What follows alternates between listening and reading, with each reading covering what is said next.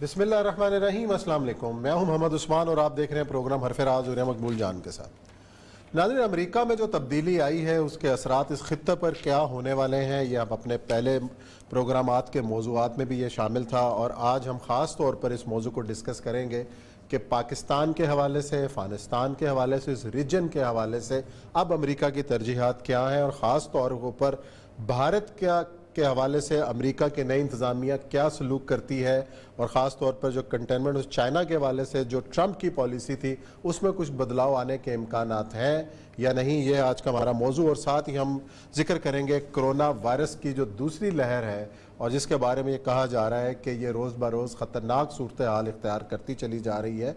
और साथ ही जो अच्छी ख़बरें इस हवाले से कि जो थर्ड ट्रायल जो जारी था पाकिस्तान में उसमें भी कुछ मस्बत जो है वो नताइज मिले हैं और हम इस तमाम ट्रायल्स को जारी रखने वाले और इस अमल की निगरानी करने वाले डॉक्टर जवेद अकरम साहब भी बात करेंगे कि कितनी कामयाबी मिली है।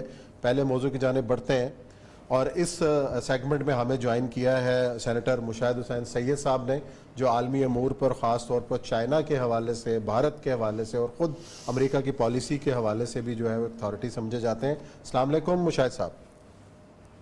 अस्सलाम वालेकुम उस्मान साहब और अस्सलाम वालेकुम औरिया मकबूल जान साहब और आपके व्यूअर्स को मेरी तरफ से बहुत शुक्रिया। अच्छा उस्मान साहब, इससे पहले के आगे हम बढ़े, ये जो 50 दिन रहते हैं इस वक्त ट्रंप के 19 जनवरी तक, इसके बारे में बहुत सी गुफ्तगू इस वक्त अखबारात में बाकी जगहों पे हो रही है और क्योंकि बेसिकली एक नॉन ट्रेडिशनल सा अजीबोगरीब सी चीज़ आया है वहाँ पर, और ख़ास तौर पे ये न्योम की जो मुलाकात है उसके बाद वो समझते हैं कि कोई ना कुछ ट्रंप जो है ईरान के साथ कुछ ना कुछ करने वाला है ताकि आइंदा उलझा जाए। जी, ये इसका खदशा पाया जाता है और खास तौर पे उस वक्त था जब इलेक्शन के शुरुआत में ट्रंप ने कहा कि मैं इलेक्शन नहीं मानूंगा, नहीं करूंगा, लेकिन उसके बाद जब रिजल्ट्स आने शुरू हुए तो उनको रिजल्ट्स तस्लीम करने पड़े।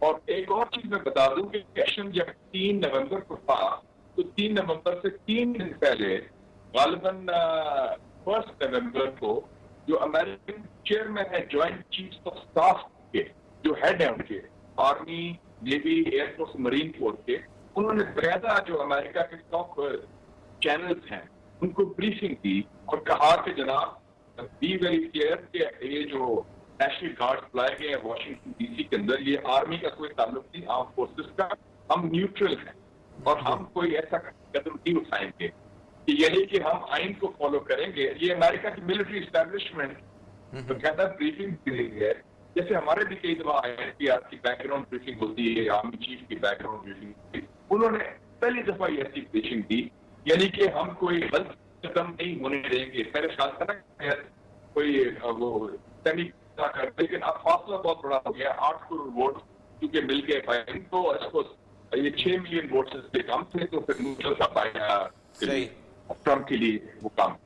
तो मेरे ख्याल में ये मुझे डाउटफुल लगता है कि ये पेज पे हटेगा, क्योंकि अब उसने उसकी गवर्नमेंट में भी जो जनरल सर्विसेज एडमिनिस्ट्रेशन है उनको ग्रीन लाइट दे दी कि आप उसको एक्सेप्ट कर Biden as the next president. इसमें शायद उनकी मिलिट्री भी इस ऑर्डर डिफाई करेगी। I would not be surprised। आपको याद होगा कि बाइडेन ने कहा था कि अगर ये इलेक्शन हार गया और ये व्हाइट हाउस नहीं छोड़ेगा तो फिर फौज आएगी इसको निकालने के लिए।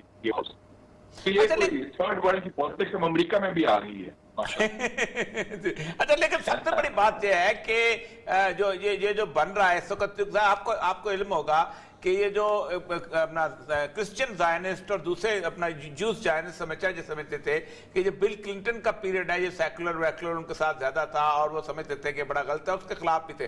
फिर वो बुश के जमाने में उन्होंने खास तौर पे एक बनाया कि बाइबल बेल्ट डिफेंडर है बहुत बड़ी। फिर माइक पेंस की आप बैकग्राउंड को जानते हैं।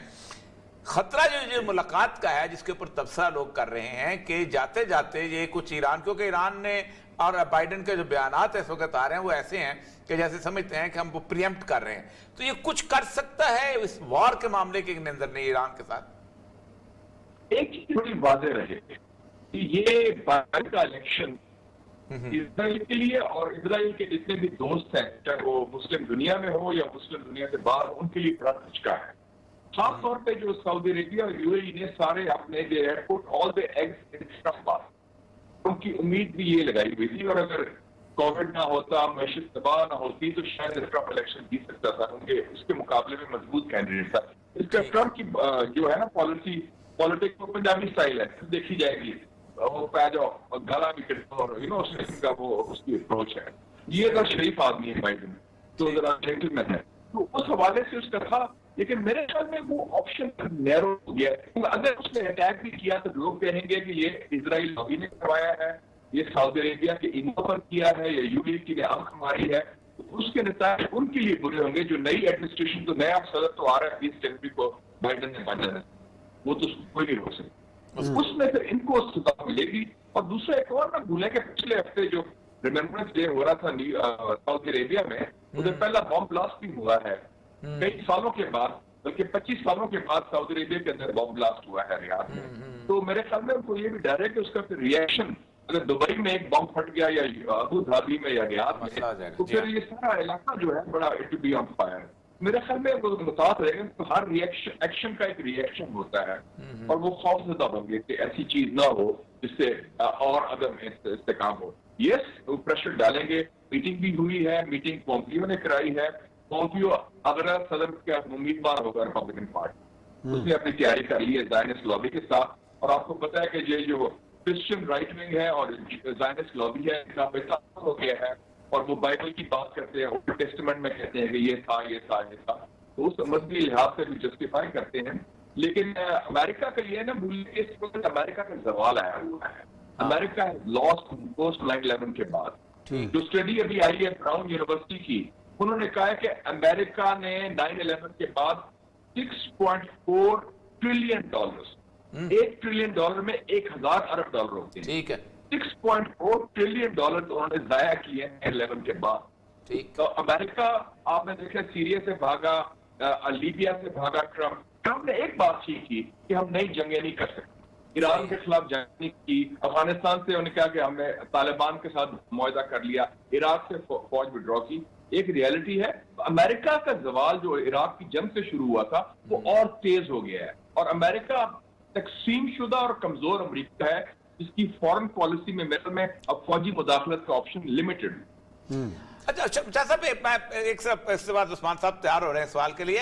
یہ پوسٹ ٹرمپ امریکہ کہا جاتا ہے, پری ٹرمپ اور پوسٹ ٹرمپ امریکہ. وہ کہتے ہیں پوسٹ ٹرمپ امریکہ کو ہینڈل کرنا کوئی اتنا آسان کام نہیں ہے بائیڈن کے لیے, جس طرح کی وہ وائٹ سپریمیسی کی رفٹ آ گئی ہے اور وہ لوگ وہاں اکٹھے ہو رہے ہیں, اور عجیب و غریب سی صورتحال. اصلا یہ پوسٹ ٹرمپ امریکہ جو ہے, اس کی کیا سینیریو ہے؟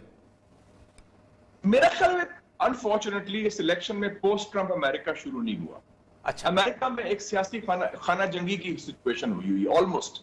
اور آپ دیکھیں کہ جو تقسیم شدہ ہوئی ہے, ٹرمپ نے جو ووٹ لیا ہے نا 7.5 کروڑ ووٹ, یہ بہت بڑا ووٹ. یہ بہت, اس کا مطلب ہے کہ اس کی ہر جگہ سپورٹ قائم ہے, اور لوگ کہتے تھے یہ انتہا پسند ہے, یہ ہے. دوسری بات, اور یہ صاحب ایک نوٹ کریں آپ, ٹرمپ میرے خیال میں جان ایف کینیڈی کے بعد پہلا امریکن صدر ہے جو امریکن سیکیورٹی اسٹیبلشمنٹ کا نمائندہ نہیں ہے. یہ اپنی اس کی برانڈ ہے. یہ دیکھیں نا, وہ جان ایف کینیڈی کو تو مار دیا, اس کو فارغ کر دیا. اس کے بعد جتنے بھی پریزیڈنٹس آئے ہیں وہ انہوں نے امریکن سیکیورٹی جو اسٹیبلشمنٹ ہے, ڈیپ اسٹیٹ ہے, چاہے وہ CIA ہو, پینٹاگن ہو, سسٹم جو ہے وائٹ ہاؤس کا, اسٹیٹ ڈپارٹمنٹ وغیرہ, اس کے پروڈکٹ تھے, وہ اس کا حصہ تھے. یہ بندہ انوکھا تھا, وکھڑا تھا, جیسے کہتے وکھڑا گیا. تو اس کی اپنی امیر آدمی ہے, اس کی پارٹی انہوں نے خود اڈاپٹ کی, اس کی اپنی پالیٹکس تھی. اور آپ کو پتا ہے CIA نے, پینٹاگن نے اس کی سب پالیسی کی مخالفت کی, انکلوڈنگ وڈرال فرام افغانستان. تو یہ اس کی اپنی برانڈ تھی. تو پوسٹ ٹرمپ نہیں شروع ہوا, اس کا بیس ابھی تک قائم ہے, اور یہ افسوسناک بات ہے. اور بیس کیا ہے؟ تعصب, تقسیم, تصادم, انتہا پسندی اور نسلی امتیاز, مسلمان دشمنی, اس قسم کی پالیٹکس کا ہے. اور اس کا جو چیف ایڈوائزر تھا مڈل ایسٹ میں کون تھا؟ جیرڈ کشنر, جو اسرائیل کا خاص نمائندہ ہے, جو اس کا داماد بھی ہے. سمجھے کہ اسرائیل, نیتن یاہو کا اپنا بندہ, کوئی ایجنٹ وائٹ ہاؤس میں بیٹھا ہوا تھا. تو وہ ایک بہت بڑا ایکسس تھا اسرائیل کو وائٹ ہاؤس کے اندر. اور سارا یہ گند جو ہوا ہے, ابھی ہو رہا ہے یہ ریکگنیشن دا, یہ اس نے کروایا ہے. اچھا مشاہد صاحب, یہ بتائیں کہ جو آپ سینیریو بتا رہے ہیں, تو اب ٹرمپ صاحب تو चले गए, अब बाइडन आ गया, और ये जो कुर्बतें बढ़ी हैं पिछले अरसे में, ट्रंप के अरसे में, इसराइल, यूएई और सऊदी अरब के हवाले से भी इत्तलाआत हैं, और इंडिया उनके करीब गया है, और पाकिस्तान इस ब्लॉक से निकलता हुआ नज़र आया और एक साइड पे, और अब भी हम बात करते हैं कि शायद यूएई की और सऊदी अरब के कोई आइडियल ताल्लुकात हमारे साथ नहीं रहे। तो अब जब बाइडन साहब आएंगे तो आपको इस कैफियत के अंदर कुछ बदलाव नज़र आता हुआ नज़र आ रहा है, और पाकिस्तान इस तमाम तर सिनेरियो में कहाँ खड़ा है? बहुत सही। पहले आप देख लें कि क्या तब्दीली आई है अमेरिका और सऊदी अरेबिया के रिलेशनशिप। लेकिन 70-80 साल से एक एग्रीमेंट था, ऑयल फॉर सिक्योरिटी, आप हमें सस्ता तेल बेचेंगे, उसके एवज हम आपका तहफ़्फ़ुज़ करेंगे। ये 1945 में जो मीटिंग हुई थी founder of Saudi Arabia king Abdul अजीज साहब, प्रेसिडेंट रोजवेल्ट, फ्रैंकलिन रोजवेल्ट, और वो एग्रीमेंट टाइम था कि आप तेल की सप्लाई नहीं रोकेंगे, और अगर रुकी तो फिर आप नतायज होंगे। और एक दफा रुकी थी सर, जो रमजान जंग हुई थी 1973 की, अरब इजराइल जंग, शाह फैसल शहीद ने वो तेल रुकी के आके क्योंकि इजराइल की हिमायत करे, और उसके नतायज आपको पता है क्या हुए थे, 2 साल बाद उनको भी फारग कर दिया। तो ये एग्रीमेंट था। अब वो agreement has fallen apart. America का वो इंहिसार नहीं रहा सऊदी एनर्जी पर, तेल पर, उनके पास शेल गैस आ गई है, वो डिपेंडेंस नहीं रही। और आपको याद है कि 2 साल पहले क्या बयान दिया था ट्रंप ने, बड़ा तौहीन में बयान था कि जी क्या है, अगर हम इमदाद विड्रॉ करें तो 2 हफ्ते में गवर्नमेंट चेंज हो जाएगी सऊदी अरेबिया। ये बयान एक अमेरिकन सदर ने दिया है पब्लिकली, तो वो बड़ा तकबर का बयान था, उसको कोई तब्दील भी नहीं आई। तो उस हवाले से वो एक बुनियादी चेंज आया है। इन्होंने ये रियलाइज कर लिया है कि the road to Washington lies with तलवीव। अगर वॉशिंगटन में आपको कोई जाना है तो वो रास्ता तलवीव है, क्योंकि इजरायली लॉबी या यूएस लॉबी बहुत स्ट्रॉन्ग है।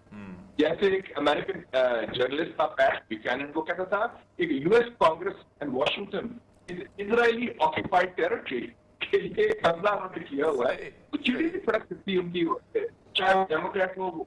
एक तो ये बात, दूसरा इन्होंने ये ऑफिशियल कह दिया कि हमारा मेन दुश्मन जो है इजराइल नहीं है, वो ईरान। उस हवाले से एक जो गैप आ रहा है, जो वैक्यूम आया है, जो खला पैदा हुई है, उसमें आप एक बड़ा अजीम मुस्लिम लीडर है रजब तैयब एर्दोगान, सदर तुर्की के, वो भी उस पे आगे है। आप देखिए उनका असर किधर है, पाकिस्तान के अलावा अजरबैजान, कतर, लीबिया, हर जगह आप देखेंगे एर्दोगान का है, और वो स्टैंड भी ले रहा है, और दबंग तरीके से ले रहा है। चाहे फलस्तीन हो, रोहिंग्या हो, कश्मीर हो, वो परवाह नहीं कर रहा। तो एक बुनियादी तब्दीली आ रही। अब उस हवाले से मेरे ख्याल में जो कुर्बतें थी ट्रंप की सऊदी अरेबिया के साथ, वो शायद उस तरह नहीं होगी। बाइडन वालों ने कह भी दिया है कि एक तो वो यमन की वॉर की मुखालफत करते हैं, दूसरा वो इंसानी हकूक, चाहे वो सऊदी अरेबिया हो या मिस्र हो, उसमें वो आवाज उठाएंगे। और जहां तक मोदी का ताल्लुक है, मोदी भी एक फाशिस्ट और एक्सट्रीमिस्ट है, और मोदी, ट्रंप और नेतन्याहू फर्स्ट कजन्स हैं आइडियोलॉजिकली, क्योंकि दोनों इस्लाम दुश्मन तीनों, और वो भी अपना नेतन्याहू भी वो इंतहा पसंद है, जोश इंतहा पसंद है, ये हिंदुत्व का इंतहा पसंद है। तो सोच तो वही है ना उनकी, मुसलमान दुश्मनी इंटरनली और पाकिस्तान बैशिंग अब्रॉड, जो खासकर मोदी की मैं बात।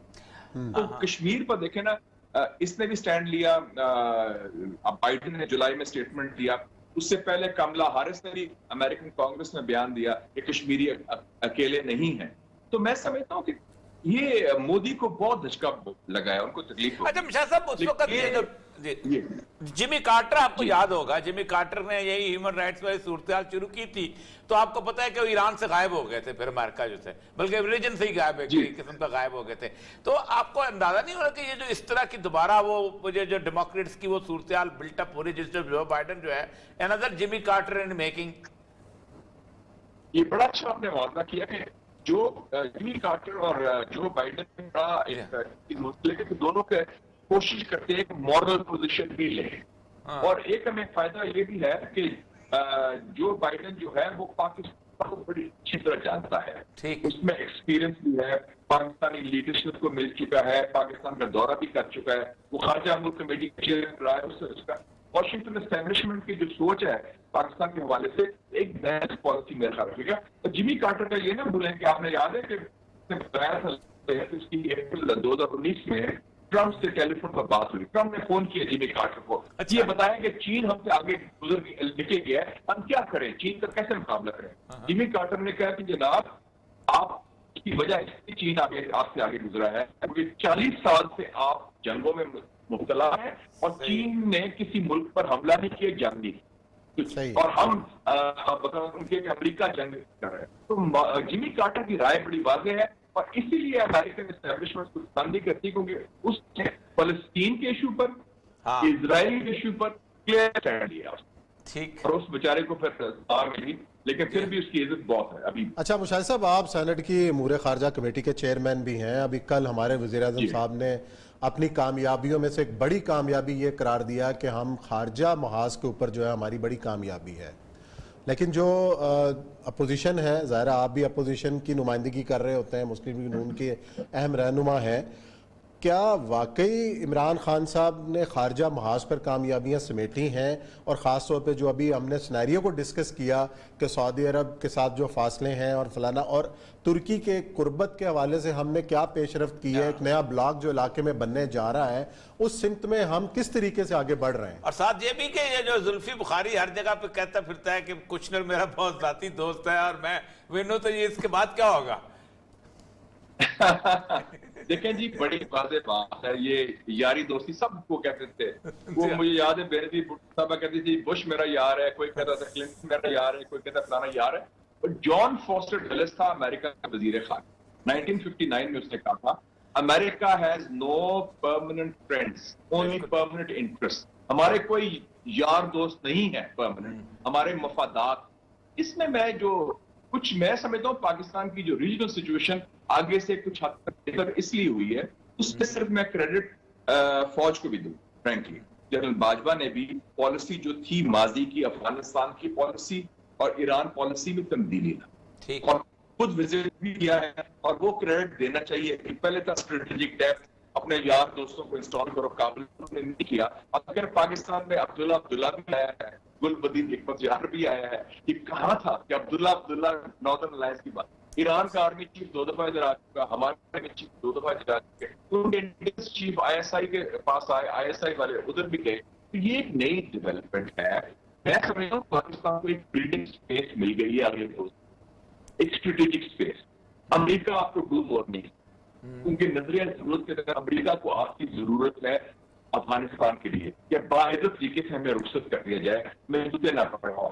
और हमने कहा ठीक है आपको जूते और मेरी भी आपकी करवाने देंगे, आपकी तालिबान हमने मुलाकात भी करा दी, सुलह भी करा दी, और वो देखें तालिबान से मुआहदा किया अमेरिका ने, और उसमें से 4 लोग वो थे जो ग्वांटानामो बे में कहते थे दहशतगर्द, उनको स्पेशली बुलाया गया उस मीटिंग के लिए। तो ये बहुत बड़ी एक नॉन स्टेट एक्टर के साथ उनकी एग्रीमेंट होना मेरे ख्याल में अमेरिकन हिस्ट्री में पहली दफा हुआ है खारजा पॉलिसी, 29 फरवरी का जो एग्रीमेंट हुआ है, बिल्कुल ठीक, ये यूनिक चीज। तो उस हवाले से मैं समझता हूँ पाकिस्तान की पोजीशन जो सऊदी अरेबिया से खराबी आई है, सऊदी अरेबिया के ताल्लुकात हमारे 2015 से खराब शुरू हुए हैं, जब हमने यमन में उनका, और आपको याद हो कि और यूएई के साथ भी हमारे ताल्लुकात पिछले 5-7 साल से खराब हुए, बिकॉज वो दुबई एक्सपो पर हमने पहले उनको सपोर्ट किया कि हम वादा लिया करेंगे, फिर जब इस्तांबुल एर्दोगान ने हमें कहा कि इस्तांबुल में करेंगे हम पोजीशन चेंज जी, वो तुर्की को वोट जो दे दिया सऊदी अरेबिया को अभी भी पाकिस्तान की बड़ी शक्ति जरूरत है। सऊदी अरेबिया और यूएई एक पोजीशन ऑफ वीकनेस पे वो इजराइल से तस्लीम किया है, पोजीशन ऑफ स्ट्रेंथ नहीं है। सरेंडर तो बड़ा इजी ऑप्शन है। आज हम कहें कि हिंदुस्तान की बालादस्ती मानते हैं तो आपके सारे हम दूर हो जाएंगे। आप बड़े अच्छे मुल्क हैं, आप बड़ा प्रोग्रेसिव मुल्क है, आप तरक्की पसंद भी है, आप लिबरल भी हैं, आप हर कुछ है। वो surrender is not option for country like Pakistan या तुर्की और मुल्क। कल को जरूरत पड़ेगी वो इंतजार फोन कॉल इधर ही आएगा 051 के एरिया कोड, हमें कोई फोन भेजें या हमें सिक्योरिटी की मदद। तो ऐसी कोई बात नहीं, हमारे पूरे कोई ताल्लुकात बहुत ठीक है। सब मैं नहीं कह सकते, कुछ हद तक नाराजगी कह सकते हैं, लेकिन इस नाराजगी को दूर करने के लिए क्या करने की जरूरत है? इस वक्त हमारे दफ्तर खारजा को, वजीर खारजा को फौरी तौर पर क्या इकदाम करने की जरूरत है कि हम अपने जो दरीना दोस्त हैं सऊदी अरब, यूएई वगैरह, इनको मना सके, इनके साथ नॉर्मल ताल्लुकात। हमारे वहाँ एम्प्लॉय वहाँ बहुत बड़ी तादाद है, 3 मिलियन उधर है, 2 मिलियन इधर यूएई है। पहली बात है कि हम लोगों की तवक्कुआत ना बढ़ाएं। ہم جھوٹے دلاسے نہ دیں. Excellent. انشاءاللہ فکر میں کریں ہم کر دیں گے. انشاءاللہ ہم آپ کے ساتھ ہم بتا دیں کہ یہ کام ہم کر سکتے ہیں, یہ نہیں کر سکتے. ہمارے آپ کے ساتھ بڑے اچھے تعلقات ہیں, تعلقات, لیکن ہمارے ہمسائے میں ایران بھی ہے, افغانستان بھی ہے, ترکی کے ساتھ ہمارے 100 سالہ پرانے تعلقات ہیں, خلافت موومنٹ کے تعلقات ہیں, ہم ختم نہیں کر سکتے. لیکن آپ کے ساتھ جو تعلقات ہیں وہ خصوصی تعلقات ہیں, اسپیشل ریلیشن شپ ہے پاکستان کی 3 ملکوں کے ساتھ, چائنا, ٹرکی اور سعودی عربیہ, اور وہ قائم رہے گی. تو ہم ایسا نہ کام کریں کہ لوگ ہم سے توقعات کو زیادہ سمجھتے ہیں اور وہ پھر ہم ہر جگہ کہتے ہیں نا پیرنٹس آف اوور کمٹمنٹ. ہم کیا کریں, اور یہ مسلمانوں میں آج کل منافقت بہت آ گئی ہے. ہم کہتے کچھ ہے, دل میں کچھ اور ہوتا ہے, اور پھر ٹیپ ٹاک نہیں ہوتی. میرے خیال میں ٹائم آ گیا ہے کہ ہم دوستوں کے ساتھ تو کم سے کم ہم منافقت نہ کریں, نا صحیح بات کریں, اور وہ دوست بھی سمجھ جائیں گے. دوست بھی دنیا میں رہتے ہیں. آفٹر آل کنگ سلمان نے فون نہیں کیا پریزیڈنٹ اردوغان کو کہ ہم آپ سے تعلقات رکھنا چاہتے ہیں, لیکن ان کے بھی مفادات ہیں. ترکی کے ساتھ ترکی نے ان کی مخالفت کی ہے, لیبیا میں ترکی نے ان کی مخالفت کی ہے قطر کے ایشو پر, لیکن انہوں نے ٹیلی فون کیا, ان کے ہم معمول کو لانا چاہتے ہیں. یہ جناب پریکٹیکل دنیا ہے. نظریہ ضرورت جو ہے سپریم کورٹ نے ختم کر دیا ہو خارجہ پالیسی سے. چلے جی دیکھتے ہیں نظریہ ضرورت اور بہت مفاد شکریہ مشاہد صاحب, بہت آپ کی بہت محبت, آپ تشریف لاتے ہیں, بڑی عنایت, بڑی مہربانی. بہت شکریہ جی مشاہد صاحب. اور اسی نوٹ کے ساتھ یہاں بریک لیتے ہیں, اور بریک کے بعد آئیں گے اور ذکر کریں گے بڑھتے ہوئے کورونا کی صورتحال, اور اس کے بعد جو اقدامات کیے جا رہے ہیں, اور جو ویکسین کس سٹیج کے اوپر ہے, اس پہ کریں گے بات. حرف راز میں ایک بار پھر خوش آمدید. ہم بات کر رہے ہیں کورونا وائرس کی تباہ کاریوں کی جو دوسری لہر آئی ہے, اور کہا یہ جا رہا ہے کہ یہ پہلی لہر کے مقابلے میں زیادہ خطرناک ہے. اس کی ایک وجہ یہ بھی ہے کہ ہمارے لوگوں نے احتیاط کرنا چھوڑ دی, اور بار بار حکومت اور ادارے اپیل کر رہے ہیں کہ خدارہ جو ہے وہ احتیاطی تدابیر اختیار کریں, ماسک پہنیں, لیکن ہم پہننے کو تیار نہیں ہیں. ہمارے پاس اس وقت ہمیں جوائن کیا ہے ڈاکٹر جوید اکرم صاحب نے, اور خاص طور پر ان سے ہم یہ بھی پوچھیں گے کہ جو کورونا ویکسین کے حوالے سے 3rd ٹرائل جاری ہے, اور اس کو پاکستان کے اندر, لاہور کے اندر بھی بہت سارے لوگوں نے لگوایا, اس کے نتائج پہ بات کریں گے. السلام علیکم ڈاکٹر صاحب. جی وعلیکم السلام. اچھا ڈاکٹر صاحب یہ بتائیے گا, یہ دوسری لہر جو میں نے جیسے آپ کہا کہ جی پہلے کی نسبت زیادہ خطرناک قرار دی جا رہی ہے, اس حوالے سے تھوڑا سا ناظرین کو بھی بتائیں وجہ کیا ہے, وجہ کیا ہے, اور اس کے اندر اس نے چینج کر لیا ہے, کیا وجہ ہے, mortality بھی بڑھ رہی ہے, یا لوگ ریلیکس ہو گئے, کوئی ایک بیسک وجہ بھی تو ہونی چاہیے اس کے اندر اس کی. Thank you sir. میں یہ کہوں گا کہ ایک تو ہمیں یہ لہر والا لفظ میرا خیال ہے یوز نہیں کرنا چاہیے, کیونکہ اس سے ہمارے لوگوں میں یہ پرسیپشن جاتا ہے کہ یہ ایک شاید لہر آتی ہے اور پھر ختم ہو جاتا ہے اور پھر آتی ہے. ایکچولی جب سے فیبروری 2020 سے پاکستان میں یہ کرونا آیا ہے, یا 2019 سے جب دنیا میں آیا ہے 11 دسمبر 2019 کو, کوئی بھی ایسا ملک افیکٹڈ نہیں ہے جہاں پہ کیسز بالکل ختم ہو گئے ہوں, زیرو ہو گئے ہوں, اور رہے بھی زیرو ہوں. تو اس لیے یہ تو ایک کانسٹنٹ فینومینن ہے جو ایسکلیٹ اینڈ ڈی ایسکلیٹ ہوتا رہتا ہے, ڈپینڈنگ اپون مینلی موسم نہیں, یا وائرس کی کوئی ویرولنس نہیں بڑھتی, کم ہوتی زیادہ, مینلی اس لیے کہ آپ کا پبلک رسپانس کیسا ہے.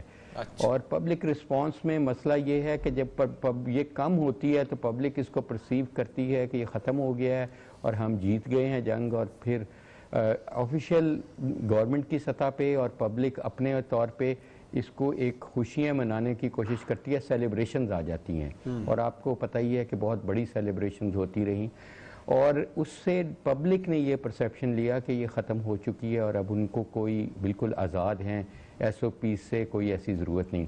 المیہ یہ ہے کہ جب ان کو پہننے چاہیے تھے پہلے ماسک اور سینیٹائزرز اور ہینڈ سینیٹائزرز, اس وقت مہنگے ہو گئے, ختم ہو گئے, نایاب ہو گئے. اب ہیں سب کے پاس, اویلیبل ہیں فریلی, لیکن انفارچونیٹلی جس کو ہم پینڈیمک فٹیگ کہتے ہیں وہ چکی ہے, یہ قوم اس میں مبتلا ہے, کیونکہ وہ یہ سمجھ رہے ہیں کہ یہ اب وہ کر چکے ہیں, اور اب ان کو سائیکلوجیکلی سانس بھی رکنا شروع ہو جاتا ہے ماسک پہننے سے ان کا, حالانکہ ایسا کوئی ایشو فزیکلی نہیں ہے لیکن سائیکلوجیکلی. دوسرا وہ سمجھتے ہیں کہ اب یہ اس کی ضرورت نہیں ہے ہمیں, ہم اتنی وبا سے نکل آئے ہیں تو پروبیبلی ابھی ہمیں اس کی ضرورت نہیں ہم سمجھتے.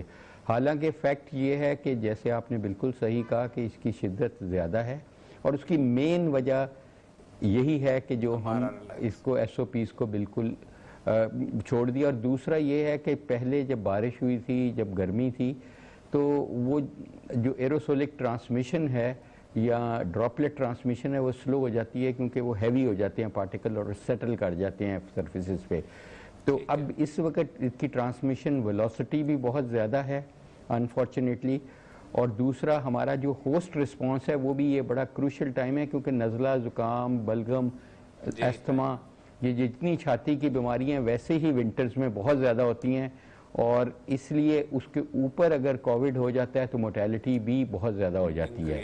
اور یہ بڑی انفارچونیٹ چیز ہے کہ اس وقت پبلک اس موڈ میں بھی نہیں ہے کہ کوئی وہ ریسٹرکشن کرے, کوئی اپنی خواہشات کی قربانی دے, کچھ پولیٹیشنز اپنی خواہشات کی قربانی دیں یا ریلیجس لیڈرز دیں, وہ جانوں کی قربانی دینے کے موڈ میں ہیں کہ اچھا ڈاکٹر صاحب, وہ ویکسین ٹرائل کے حوالے سے آپ سے بات ہو رہی تھی کہ جو اپنا تھرڈ سٹیج پہ آپ کر رہے ہیں اس کے نتائج کے بارے میں کچھ بتائیے گا, اور وہ اگر کوئی کروانا چاہے پریمپٹیو تو اس کا طریقہ کار کیا ہے, کس طریقے سے آپ لوگوں سے رابطہ کرے, اور اب تک جو ہوا ہے اس کے نتائج کیا رہے ہیں؟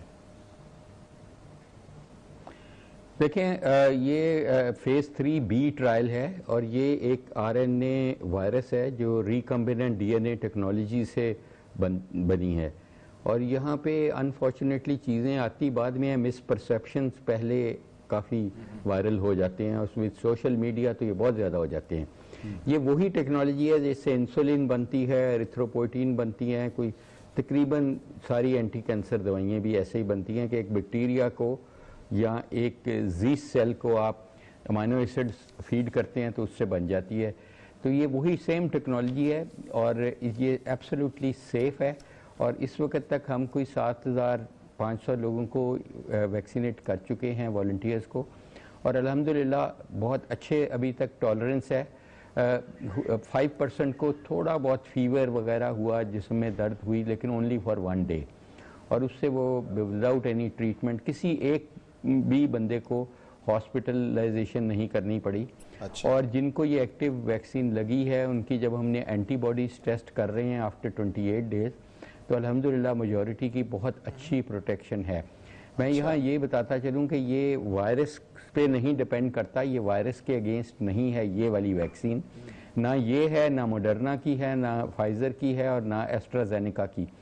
موسٹ آف دی ویکسینز جتنی اس وقت دنیا میں ہیں وہ اسپائک پروٹینز, اگر آپ اس کی فوٹو دیکھتے رہتے ہیں تو اس کے اوپر کانٹے ہیں, تو یہ وہ پروٹینز ہیں جو اسپائک پروٹینز ہیں جو اٹیچ کرتی ہیں وائرس کو آپ کے باڈی کے اندر پھیپھڑوں کے تھرو, جو ACE2 ریسیپٹرز ہوتے ہیں. تو اس لیے یہ صرف ان ریسیپٹر, ان کو اسپائک پروٹینز کو ڈسٹروائے کرتی ہیں, ان کی اینٹی باڈیز جنریٹ ہوتی ہیں. یہ وہ اینٹی باڈیز نہیں ہیں کہ کسی کو کووڈ اگر ہو گیا ہے وہ ریکور کر گیا ہے, وہ تو IgG IgM ہے, وہ فرق ہیں. یہ ہمیں IgG اینٹی باڈیز ہیں, لیکن اگینسٹ S پروٹین صرف, کیونکہ یہ پوری وائرس کو کچھ بھی نہیں کرتے, کیونکہ وائرس کو اندر باڈی میں اٹیچ ہونے سے روکتی ہے یہ ویکسین. اچھا, جن لوگوں پر یہ ٹیسٹ کیے گئے ہیں, جن کو یہ ویکسین دی گئی ہے, کیا وہ کووڈ کے اٹیک سے محفوظ رہے ٹوٹلی؟ جی جی, آپ کی بات سے اندازہ مجھے یہ ہوا ہے کہ میں تھوڑا سا ساتھ ایڈ کر دوں کہ آپ کی بات سے اب تک آسان لفظوں میں یہ ہوا ہے کہ وائرس آ جاتا ہے, لیکن وہ وائرس جو ہے وہ باڈی کے سیل کے ساتھ اٹیچ نہیں ہو پاتا اس کی وجہ سے. تو ظاہر بات ہے کہ یہ تو پریونٹیو صورت ہے, اگر اٹیچ ہوگا پھر تو کچھ نہیں کر سکتے نا. تو کیا کتنا سکسیسفل ہوا آپ کا یہ مسئلہ؟ ابھی تک دیکھیں, ابھی تو یہ آریہ بھائی آن گوئنگ ہے سارا کچھ, لیکن پریمنری جو ریزلٹس ہیں اس میں سیفٹی اسٹیبلشڈ ہے, ٹالرنس اسٹیبلشڈ ہے, ایفیکیسی بھی کافی حد تک اسٹیبلشڈ ہے. جیسے میں نے کہا کہ ہمیں کوئی بھی ابھی تک ان 7000 میں ایسا پیشنٹ نہیں ملا جس کو یہ ایکٹیو ویکسین لگی ہو اور اس کو کرونا ہو گیا ہو. اور دوسرے نمبر پہ ہم نے میجورٹی 90% میں جو اس کا کٹ آف ہے اینٹی اسپائک اینٹی باڈیز کا, یہ فرق اینٹی باڈیز ہیں جو ہمیں ٹیسٹ فرق طریقے سے کرنی پڑتی ہیں, اور ان کے جو کٹ آف 1 ہے, لیکن جو اکثر ایوریج جو پروٹیکٹیو لیول سے ابو 24 ٹائمز ابو ہمیں مل رہی ہیں اینٹی باڈیز. تو اب یہ کہنا کہ یہ کب تک مینٹینڈ رہیں گی, یہ بہت مشکل ہے. ہمارا پرسیپشن یہ ہے, ہمارا تجربہ یہ کہہ رہا ہے کہ یہ لائف لانگ نہیں ہوگی immunity. Probably after 9 months to 1 year ایک اور ٹیکہ لگانا پڑے گا. اچھا ڈاکٹر صاحب ایک تو ویسے دیکھیں جیسے انفلوئنزا کی ویکسین آتی ہے تو وہ ہر سال اس کو چینج کرنا پڑتا ہے کیونکہ وائرس بھی شکلیں بدلتا رہتا ہے, تو وہ بات تو ہے, وہاں بھی امریکہ میں باقی جگہ بھی چینج ہوتی رہتی ہے, فلو شاٹس تک چینج ہوتے رہتے ہیں, یہ بات تو ہے, لیکن ایک سال بھی بہت بڑی بات ہے. اس کا مطلب یہ ہے کہ اس کو لگوانا ہو میسو اسکیل پہ تو آپ کے پاس کتنا سٹاک ہوگا کہ جس کو میسو اسکیل پہ یعنی پریکاشن کے طور پہ ایک بندہ پہلے اس کو نہیں ہوا ہوا تو وہ لگوا لے تاکہ کم سے کم اور کچھ نہیں 8-9 مہینے کے لیے تو وہ ٹھیک ٹھاک ہو جائے گا. یہ ایکچولی میں یہ آپ کو کریکٹ تھوڑا سا میں بتا دوں کہ آپ نے بالکل صحیح کہا کہ یہ وائرسز خاص کر RNA وائرسز بہت نوٹوریس ہے میوٹیٹ کرنے کے لیے. جیسے ایڈز کی وائرس بھی RNA وائرس ہے, ہیپیٹائٹس سی کی بھی RNA وائرس ہے, اور ان کے خلاف ویکسین بنانا بھی بہت مشکل کام ہے. لیکن اس میں آپ کو بتاؤں یہ ہم ویکسین جو ہے یہ وائرس کے اگینسٹ بنا ہی نہیں رہے. وائرس جتنی مرضی میوٹیٹ کر جائے اس نے اٹیچ باڈی کے ساتھ ایس پروٹینز کے ساتھ ہی ہونے ہیں, اسپائک پروٹینز کے ساتھ. تو اس لیے ہم تو صرف اس کی اٹیچمنٹ روک رہے ہیں, وائرس کی انٹری نہیں روک رہے. آپ کے سانس کے ساتھ وہ جائے گی بھی تو وہ سانس سے باہر نکل جائے گی, وہ اٹیچ نہیں ہو پائے گی, آپ کو ڈیمیج نہیں کر پائے گی. اس لیے وہ میوٹیشنز پہ ہم دیٹ از وائی کہ یہ صرف ایس پروٹینز کے. اور جو آپ کا دوسرا سوال ہے کہ ہمارا جو سیمپل سائز اس وقت انیشلی ہم کر رہے ہیں وہ 18,000 کا ہے, جن میں سے 7,000 ہم کر چکے ہیں. تو ظاہر ہے ابھی 11,000 ہم نے اور کرنا ہے, لیکن یہ ابھی ایکسپیریمنٹل سٹیج ہے. تو میرا خیال ہے کہ اتنی دیر میں ہوپ فلی ہم جب کنکلوڈ کریں گے تو اویلیبل کمرشلی بھی یہ ہو چکی ہوگی یہ ویکسین. چائنا سے یہ کمرشل پروڈکشن یہاں ہوگی یا چائنا میں؟ یہ کینیڈا یہ کینسینو ہے, کینیڈین اینڈ سائنو, یہ کینیڈا اور سائنو مل کے, اور ایک سائنو فارم ہے چائنا کی وہ بھی ہے. ایک اور ویکسین جس پہ ہم کام کر رہے ہیں وہ بھی ہے انسیکٹ بیسڈ ہے, وہ فلینڈرز یونیورسٹی اور ہمارے اشتراک سے ہے. اس میں ہم کوشش کریں کہ ٹرانسفر آف ٹیکنالوجی ہو تاکہ ہم اس کو یہاں پہ مینوفیکچر کریں. بہت شکریہ ڈاکٹر صاحب, آپ نے بڑی تفصیل سے جو ہے ایک امید کی باتیں بھی کچھ کی ہیں. آج شاید ناظرین جو ہے اس بات پر, اور جو آپ سیمپل سائز کی بات کر رہے ہیں زیادہ ہونا چاہیے. بہرحال اسی نوٹ کے ساتھ ہم پروگرام ختم کرتے ہیں اور پیر کو نئے موضوعات کے ساتھ آپ کی خدمت میں حاضر ہوں گے. اپنا خیال رکھیے گا. اللہ